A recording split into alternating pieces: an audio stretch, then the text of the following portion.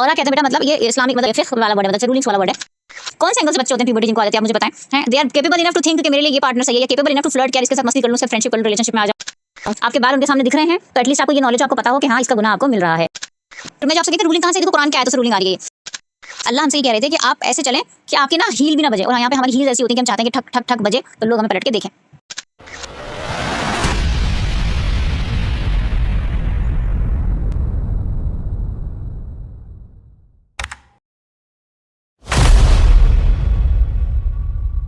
In the presence of all non-mahram men, those to whom she can marry, the image that has been prescribed for the woman is that all parts of her body should be covered except her face and hands, and that the clothes should not be thin, such that her skin can be seen, nor tight, such that the shape of her body can be seen. Therefore, the whole of the body of the woman, including her neck, feet, and hair, even one hair except her face and hands, are aura. औरा कहते हैं बेटा मतलब ये Islamic मतलब एक ये फिक्ह वाला word है, मतलब रूलिंग्स वाला वर्ड है। औरा मीन्स होता है कि मर्द का भी एक औरा होता है, तो औरा वो चीज़ है जो मिनिमम कम से कम कवर होनी चाहिए, ठीक है। तो मर्द की होती है नेवल टू नी, नेवल मतलब जो बेली बटन होता है ना, बेली बटन, ठीक है, वहाँ से लेकर नी हमारी होती घुटना, ठीक है। तो मर्द का ये है औरा। अगर कोई मर्द भी अपनी नेवल टू नी, जैसे उसकी थाइज दिख रही हैं, नेवल टू नी के बीच का कोई पार्ट दिख रहा है, तो उसका पर्दा नहीं हो रहा वहाँ पे, तो वो भी गुनहगार है वहाँ पे, एक मर्द भी, ठीक है। और औरत का औरा जो होता है, औरा कहते हैं वो पार्ट जो मिनिमम जो कवर होना ही होना है। तो औरत का औरा उसकी फुल बॉडी होती है एक्सेप्ट फेस और हैंड, ओके। और महरम्स के सामने उसके हेयर्स दिख सकते हैं, ठीक है, लेकिन नॉन महरम्स के सामने जो उसका औरा होता है ना, वो ये होता है कि उसका एवरीथिंग एक्सेप्ट फेस और ये वाला कलाई तक के हाथ, पाम, पंजा, बस ये दिख सकता है, ये नॉर्मली, ऐसा उसमें कुछ गुनाह नहीं है। या अब इसके अलावा हम जब भी सिचुएशंस बोलें कि नहीं यहाँ पे ये नहीं वहाँ पे वो नहीं, तो हम अपने दिमाग से नहीं बोलेंगे, वो हम बोलेंगे कुरान और सुन्ना के हिसाब से, क्योंकि हमारे पास डिवाइन रेवल्यूशन है। मतलब जिस अल्लाह ने हमें क्रिएट किया है, जिस अल्लाह ने दुनिया बनाई है, उन्हीं अल्लाह ने हमें रूल्स ऑफ बुक दिए, ए बुक ऑफ रूल्स दिए कि कैसे करना है, किस तरह से करना है। तो in one hadith reported by Aisha radhiyallahu anha, she said that Asma bint Abu Bakr entered the quarter of the Messenger sallallahu alaihi wasallam wearing thin clothes. पतले से कपड़े पहन के हजरत अस्मा आई। हजरत अस्मा हजरत आयशा की बहन थी। हजरत आयशा आप वसल्लम की वाइफ, राइट, उनकी बहन थी हजरत अस्मा। जब वो पतले कपड़े पहन कर आई तो अल्लाह के रसूल सल्लल्लाहु अलैहि वसल्लम ने बोला, O Asma, if the woman reaches puberty it is not allowed to be seen from her except this, and he pointed to his face and hands. तो जो हम ये वाली बात बोल रहे हैं ना कि पूरा बॉडी कवर होनी चाहिए, सिर्फ चेहरा और हाथ खुले रहने चाहिए, तो हम कहाँ से बोल रहे हैं, ये हम हमारे दिमाग से नहीं बोल सकते। तो इसके पीछे की बहुत इंपॉर्टेंट एक हदीस है, ठीक है। और ये हदीस है ना, इस हदीस में ही कहा गया है कि एक बार हज़रत अस्मा जो है आप सल्लल्लाहु अलैहि वसल्लम के सामने आई, तो उन्होंने थिन कपड़े पहन रखे होंगे, सिल्क वाले होंगे या बिना शमीज़ के होंगे, आप ये समझो, ठीक है। तो उन्होंने चेहरा हटाया, चेहरा दूसरी साइड करा, फिर ये बोला कि जब प्यूबर्टी हो जाए, अब हमारे यहाँ तो क्या बोलते हैं, बच्चियाँ ही हैं, बच्चे ही हैं अभी तो बेटा प्यूबर्टी कोई बच्चा नहीं होता यार। बंदा दूसरे के साथ रिलेशनशिप करने के तक की अपने आप को काबिल समझ रहा होता है, और हम ही माँ बाप ही होते हैं, पता नहीं कौन सी दुनिया के जो उसको बच्चा कह रहे होते हैं। कौन से एंगल से बच्चे होते हैं प्यूबर्टी जिनको आ जाती है, आप मुझे बताएं हैं। They are capable enough to think कि मेरे लिए ये पार्टनर सही है, या केपेबल इनफ टू फ्लर्ट कि यार इसके साथ मस्ती कर लूँ, इसके साथ फ्रेंडशिप कर लूँ, रिलेशनशिप में आ जाऊँ। अपनी हर चीज़ वो बंदी डिसाइड कर सकते हैं कि मुझे आज क्या खाना है, क्या पहनना है। तो लाइफ के डिसीजन वो अपने ले रहे होते हैं, लेकिन माँ बाप उनको कर देते हैं बच्चा। कोई बच्चा नहीं होता वो सब, ठीक है ना। वो सब एक इंडिपेंडेंट आइडेंटिटी है, एक मुस्लिम है, एक मुस्लिमा है, वो उनकी एक अपनी एक आइडेंटिटी है। डजेंट मैटर कि वो 9th में प्यूबर्टी पे आया, कि 10th में आया, 11th में आया, कि 12th में आया। अगर वो प्यूबर्टी उसकी आ गई है, यानी कि उसको पीरियड शुरू हो गए, लड़की के लिए, लड़की के हिसाब से अगर उसको पीरियड शुरू हो गए तो उसकी प्यूबर्टी हो गई है। उसकी प्यूबर्टी आ गई है तो मतलब उस पर हर वो चीज़ फ़र्ज है जो एक मोमिन औरत पे फ़र्ज होती है। एंड ऑफ डिस्कशन, उसकी बुक खुल चुकी है। तो यहाँ पे सेम वो बता रहे हैं कि जब औरत प्यूबर्टी पे आ जाए तो उसके लिए अलाउड नहीं है कि उसका बाल या उसकी कोई भी चीज़ दिखे एक्सेप्ट उसका फेस और ये हाथ नॉन महरम के सामने। नॉन महरम में अब आपके कज़न भी आ जाते हैं, चाहे फर्स्ट हैंड कज़न ही हो, वो नॉन महरम होते हैं, ठीक है। आपके बाल उनके सामने दिख रहे हैं तो एटलीस्ट आपको ये नॉलेज हो, आपको पता हो कि हाँ इसका गुनाह आपको मिल रहा है, ठीक है। आपका जो रूल होनी चाहिए वो ये होनी चाहिए कि आप उनके सामने पूरे कवर रहो, आपका सिर्फ फेस और हैंड्स देख सकते हैं।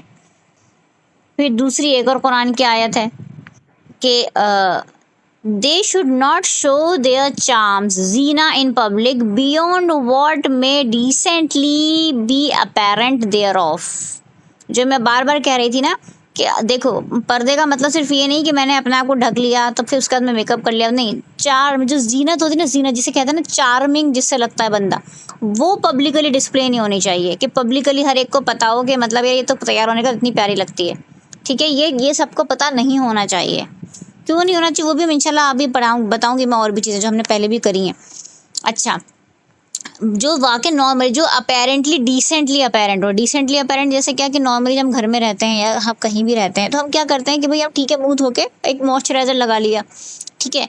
लेकिन है ना, हम घर में रह के ऐसे मेकअप करके तो नहीं बैठते ना कि हम बहुत खूबसूरत लग रहे होते हैं। तो ये डिसेंटली अपेरेंट का मतलब ये हुआ कि नॉन महरम के सामने जो आप जा रहे हो, अगर आप फेस कवर नहीं भी करो तो कोई मसला नहीं है बेटा, कोई ऐसी बात नहीं, कोई गुनाह की बात भी नहीं है उसमें। बट ये हो कि जो डिसेंटली अपेयर होता है, तो आपने नॉर्मल सी अपनी लिपस्टिक या एक ग्लॉस लगा लिया, लिपस्टिक या सॉरी वैसलीन और ग्लॉस लगा लिया, या मतलब हाईलाइटेड ना हो, वो ब्राइट कलर ना हो, ठीक है। न्यूड शेड में चलो आपने कुछ लगा लिया, वहां तक भी ठीक है। तो आपने बस उतना लगाया और आपने मॉइस्चराइजर लगा लिया, ठीक है।